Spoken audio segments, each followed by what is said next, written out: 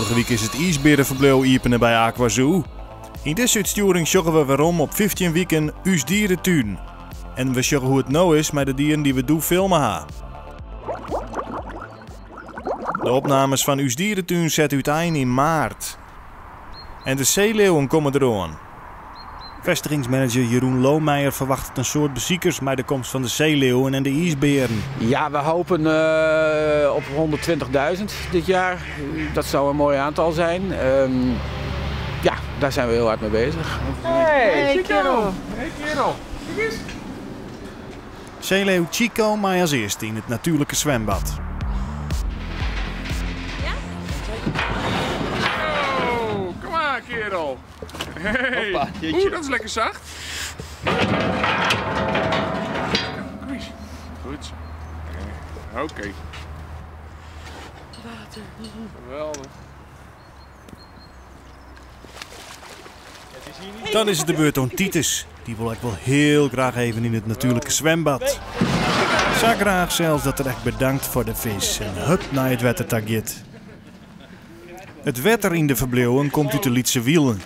Zo natuurlijk mogelijk. Maar dat budget echt blubber en zo'n. Daar moeten Chico en Titus nog wel even om wennen.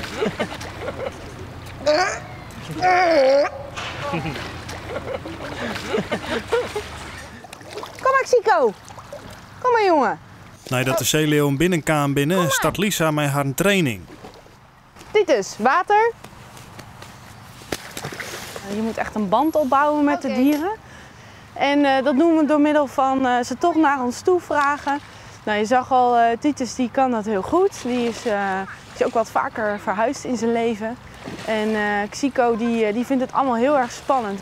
Kom maar Chico! Kom maar! Kom vent! Goed zo! Juist! Dus we zijn al lang blij dat hij al echt naar ons toe komt. Ja, heel goed! Supergoed! Open!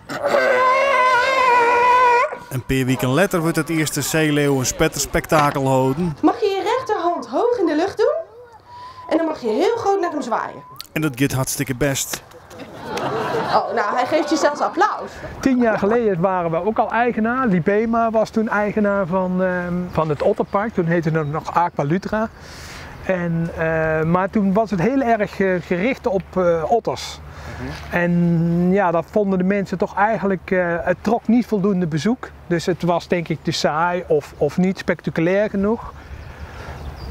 En toen hebben we het verkocht aan Zodiac. En Zodiac heeft er eigenlijk weer een kleine dierentuin van gemaakt. Dus ze hadden de naam ook al veranderd van Aqualutra in Aquazoo. Mooie supernaam, dekte lading. En eigenlijk zijn wij met dat concept eigenlijk verder gegaan. Alleen we hebben er grotere dieren aan toegevoegd. We hebben de vijvers gebruikt. Eigenlijk lag het er allemaal al en wij koppen de bal in. We zijn haast 3 maanden verder. En Thijs zal de zeeleeuwen even bijvoeren.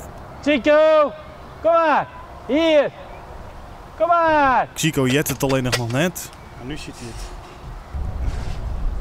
En Chico jouwt even vol gas, had het toch had dat er vis te krijgen is.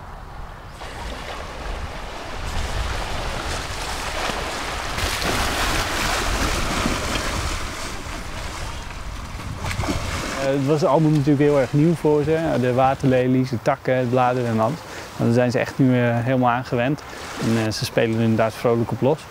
En ze zijn nu ook aan ons allemaal gewend. En ja, we beginnen inderdaad nu echt een band met ze op te bouwen. Zodat we inderdaad het spetterspektakel neer kunnen zetten dat we willen.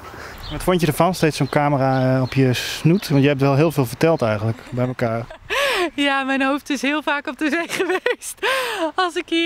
Als ik het park binnenkom, dan zie ik mezelf ook al gelijk. Ja, ik vind het heel leuk om mensen iets over de dieren te vertellen en te leren. En over te vertellen wat ik doe en waarom we keuzes maken, wat er gebeurt. Dus ja, ik vind dat altijd wel leuk. Dan komen er let op de Unek nog zwartvoetpinguïns binnen. En Marjolein jouwt ze de volgende dag visk. Maar ze vlenen nog wel wat heen en weer. Ze durven elke keer een paar visjes te eten en dan schieten ze in paniek. En als er 1 pinguïn in de paniek schiet, dan gebeurt het bij allemaal. Maar het werkt ook weer andersom. Als er 1 komt, dan komen ze ook weer allemaal.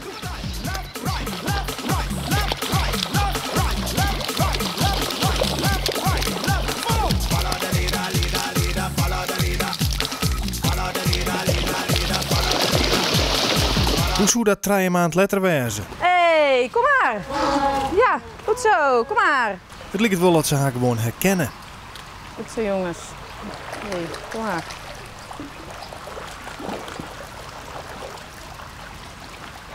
Ze zijn nog een heel stuk minder bang. Ze zijn inmiddels gewend.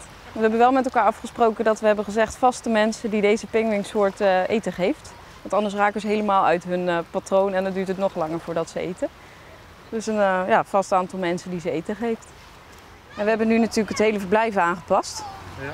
Dus we hebben de dam doorgebroken. Ze hebben nu het hele verblijf, dat krijgen ze er allemaal bij. En het is eigenlijk pas net open. Dus ik ben benieuwd hoe lang het duurt voordat ze doorhebben dat ze ook die kant op kunnen. En dat gaan ze natuurlijk ook heel erg spannend vinden, dus dat is afwachten.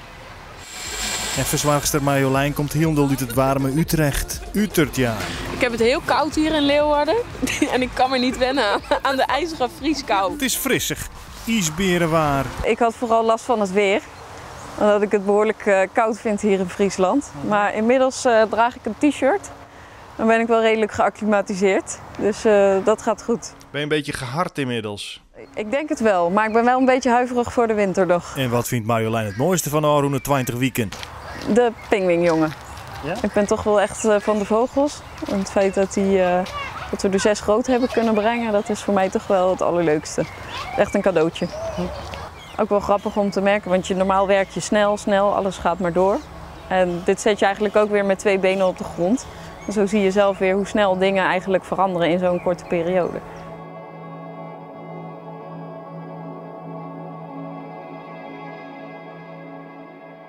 Ja, we zijn toen na de overname zaten we toch wel even van ja, wat gaat er nu allemaal gebeuren? Hoe gaan we door?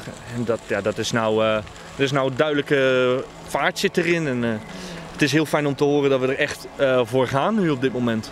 En dat is toch ook wel fijn om die zekerheid weer te hebben. Hallo. Ja hoor, gaan we al.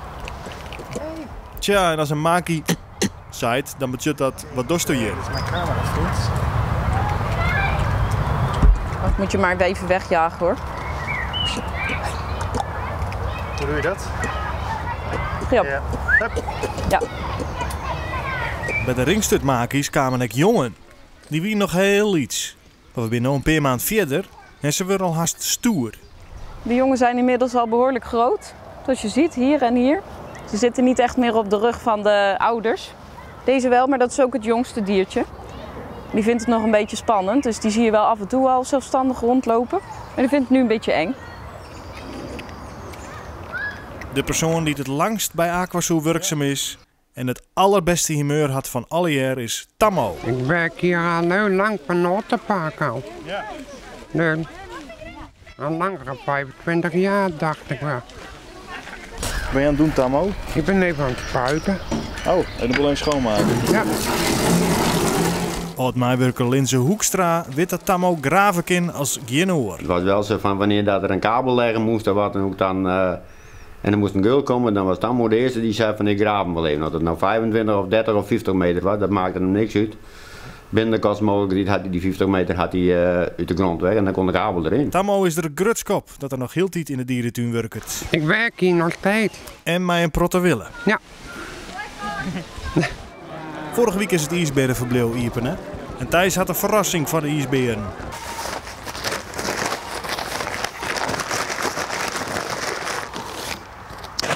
Nou, ik ga verrijking geven aan de ijsberen. Ik heb 2 zakken. Daar heb ik wat appels in gedaan. En daar doe ik even wat hooi bij in, of stro. En dan gaan we dat aan de ijsberen geven.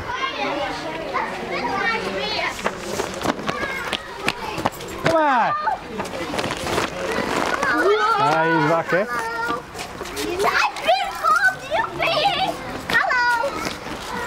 Ja?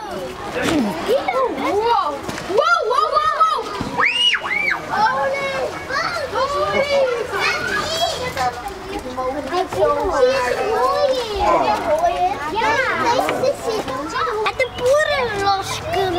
Had er die uiten anders, hoor? Nou, had ik wel van een appeltje zaten zien.